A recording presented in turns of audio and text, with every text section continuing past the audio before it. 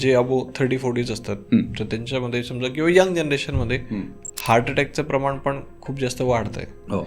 आणि असं पण आपण न्यूजमध्ये बघत असतो की एखादा वर्कआउट करता करताच त्याला हार्ट अटॅक आला आणि तो गेला. हो.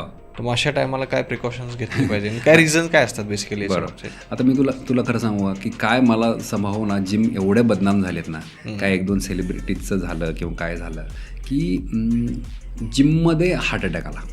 आता माझ्या माहितीप्रमाणे ना, माझं जेवढं याच्यामध्ये ज्ञान आहे ना, मी लोकांना चहा पिताना हार्ट अटॅक करून बघतले, पळताना हार्ट अटॅक आलेले, जॉगिंग करताना आलेले, टी व्ही बघताना हार्ट अटॅक आलेले आहेत, किंवा क्रिकेट खेळताना एक व्हिडिओमध्ये होता की तो हार्ट अटॅकनी गेला. आपण असं थोडी म्हणजे क्रिकेटमुळं हार्ट अटॅक आला, आपण असं किंवा चहा पिल्यामुळं हार्ट अटॅक आला नाही. हार्ट अटॅक हा फिजिकल ॲक्टिव्हिटीमध्ये येणारी कंडिशन आहे, किंवा वर्स्ट केसमध्ये चहा पिताना पण येतो. तो कुठलीच फिजिकल ॲक्टिव्हिटी नाही.